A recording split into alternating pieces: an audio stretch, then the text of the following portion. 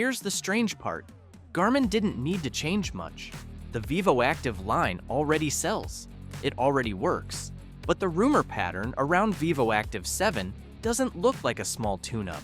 It looks like Garmin is quietly closing gaps people stop tolerating. And that's where this gets interesting.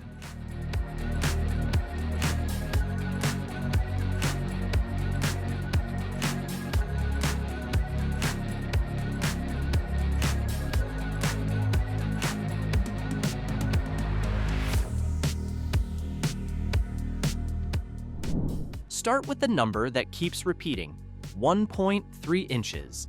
That's the rumored AMOLED size, slightly larger than the previous 1.2-inch display.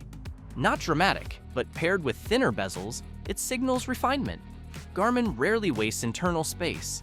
Then comes 14 days. That's the battery figure floating around. The last model sits at 11 days. 3 extra days isn't random. It aligns almost perfectly with Venu 3's endurance positioning. Garmin doesn't accidentally overlap numbers. Now the real tension, dual-band GPS L1 plus L5. That feature lives in higher-end lines. If it drops into Vivoactive 7, accuracy jumps significantly in cities and forests. That would eliminate one of the biggest silent complaints from runners. Another quiet correction?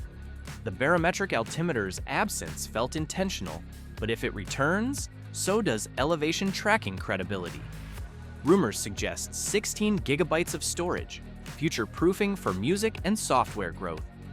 Garmin is focusing on microphone and speaker support, bridging lifestyle and performance. While many anticipate a 2026 reveal, nothing's confirmed.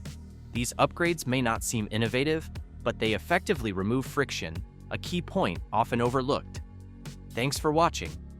If this direction is real, Garmin isn't chasing hype, it's tightening control of its lineup.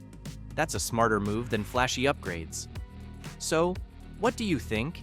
Is this the most balanced Garmin yet, or just another careful refresh? Drop your take below.